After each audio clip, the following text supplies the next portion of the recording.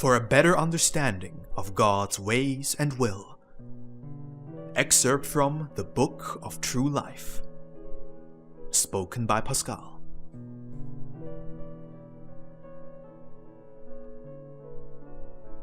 A parable regarding the lacking submission to God's will. A father lived with one of his sons, whom he loved deeply, in a distant country.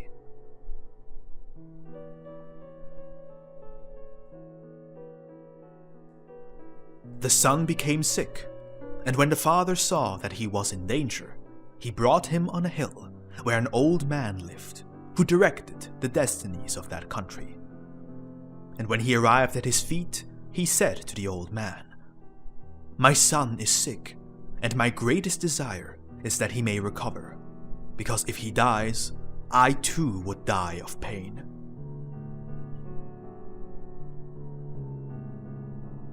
"Your son will be healthy and full of life and strength when you return home," the old man replied. And while he said these words, he touched the sick one, and he became healthy.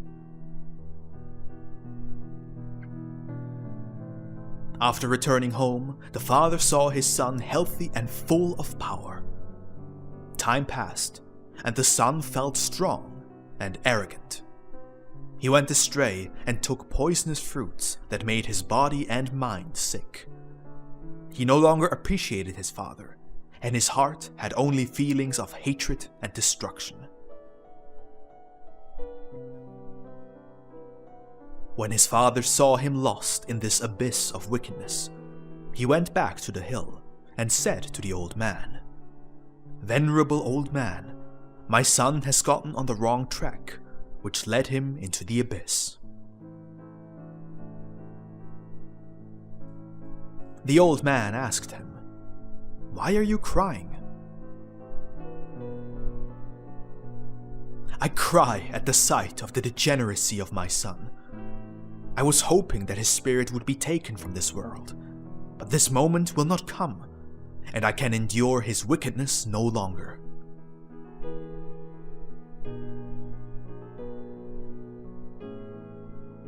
The old man replied, "You had asked that he may remain alive. It would have been time back then that his life on earth had come to an end. But now you must learn to ask in the right way and submit yourself to my will." End of the parable.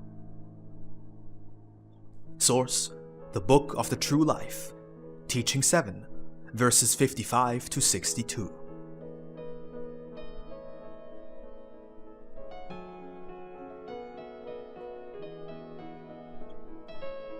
Another parable. The Lord's ways are not our ways.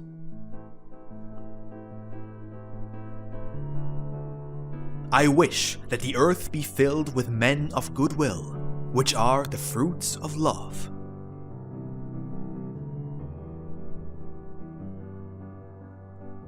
Destroy the Sodom and Gomorrah of this time. Do not allow your heart to become accustomed to their sins, and do not do the same as their citizens did. In this way, I prepare you during the third era, for the multitudes that I announced to you will come. Each one shall take the role that is assigned to him, and now hear my teaching in a parable.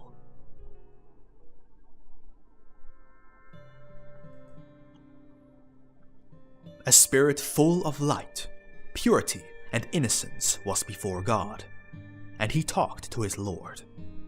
"Father, tell me, what is my task, for I long to serve you."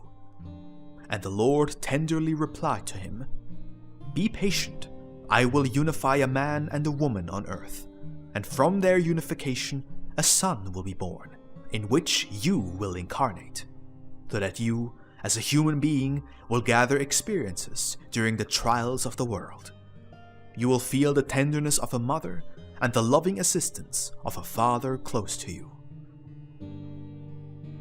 The spirit was happy and waited. In the meantime, the Lord unified a man and a woman through the bond of love, and then he sent them together on their life's journey.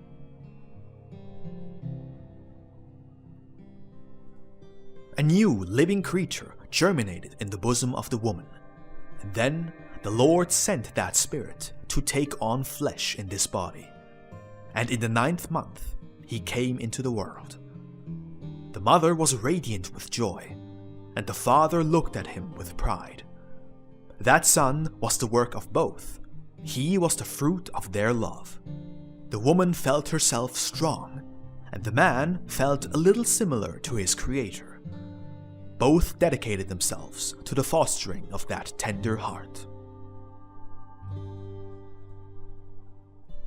The spirit that gave life to the son beamed when he gazed upon the sweet expression of his mother and the firm yet loving countenance of his father. Time passed, and the father departed from the love nest during his life's struggles. He went astray, going so far until he was lost and left rags of his garment in the thorny bushes. He ate poisonous fruits, and he defoliated the flowers he found on his way. When he felt sick and depressed, he thought of the loved ones he had abandoned. He attempted to go back and look for them, yet he lacked his strength. But then he gathered all his strength. He dragged himself and tumbled on the long journey, finally arriving at the gates of his home. The wife welcomed him in her arms with tears in her eyes. The son was sick and lying on his deathbed.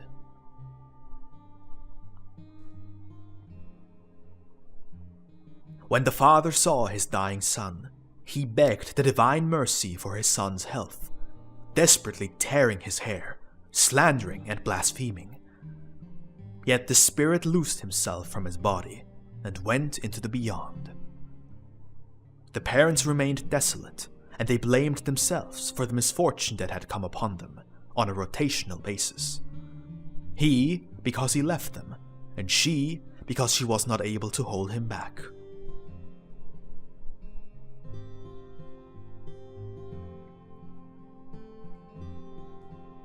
When that spirit arrived in the presence of his creator, he said, "Father, why did you take me out of the arms of that sweet mother, who shed tears and became desperate on account of my loss?"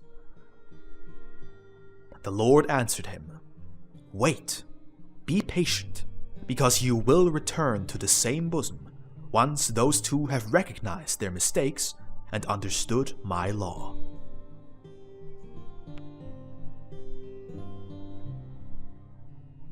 The man and the woman continued to live together, lonely, and within themselves regretted their trespasses.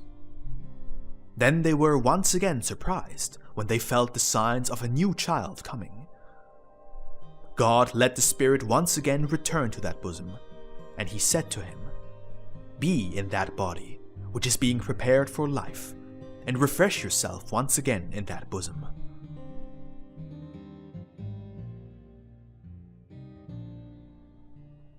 The parents, considering the firstborn lost, did not know that he had returned into their midst. Yet the emptiness which the first son left was filled by the second one. Joy and peace returned to the bosom of that home. The mother smiled again, and the father was delighted.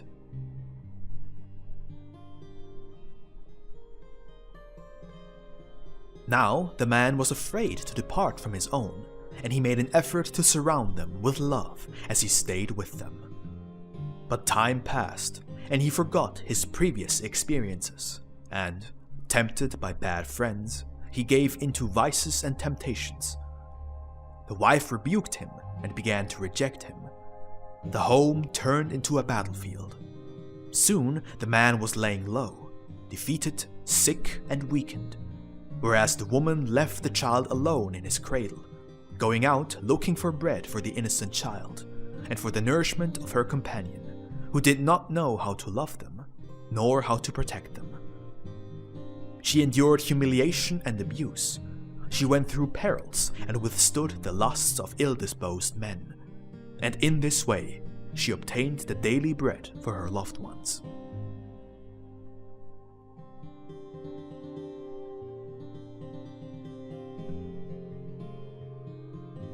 God had compassion with the innocent spirit, and before he opened his eyes to the light of understanding, God called him back once again.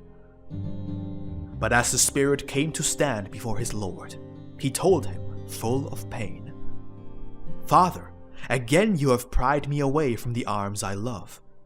Behold how difficult my destiny is. Now I ask you to let me stay in either their bosom or your bosom forever. But do not have me go back and forth anymore. I am tired." When the man awoke from his apathy, he looked upon a new image of pain. His wife cried, heartbroken at the bed upon which the second son was lying, dead. The man wanted to take his life, yet the wife stopped him, saying, "Do not lay hands on your life. Recognize that we ourselves are the cause, that God takes our children away."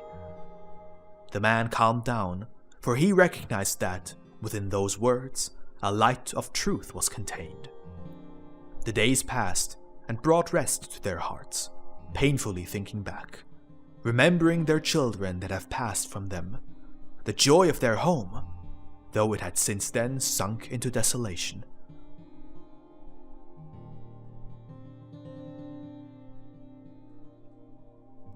Then the spirit asked his Lord, "Father, will you send me to earth once again?"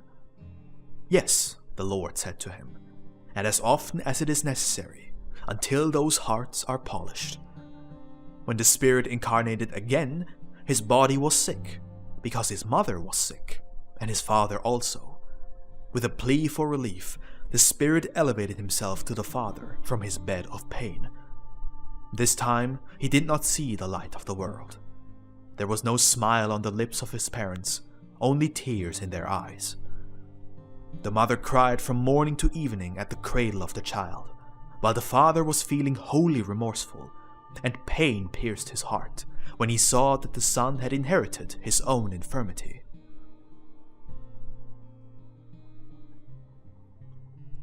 Short was the stay of the spirit in that sickly flesh, and he returned to the presence of the Lord.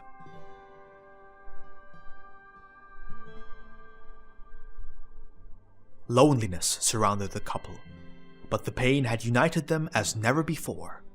Their hearts loved one another, and they promised each other to walk together until the end of their life's journey. The man fulfilled his duties, she took care of her husband, and both recovered from their sicknesses.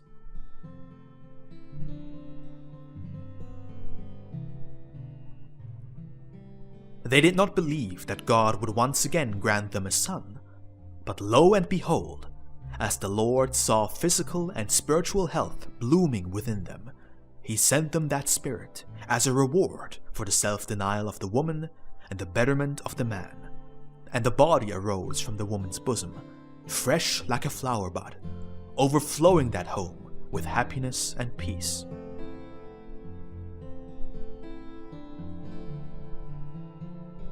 The man and the woman thanked their Lord on their knees, crying from joy, while that patient and tame spirit smiled through the son, saying to God, "Lord, do not separate me any more from my parents. There is peace in my home, love in their hearts, warmth in my cradle, milk and honey in the breast of my mother, bread on the table. My father caresses me, and in his hands he has the tools for work. Bless us." And the Lord blessed them with jubilation in his spirit, and he left them unified in one body, in one heart, and in one will. End of the parable. Source: The Book of the True Life, Teaching 38, verses 46 to 66.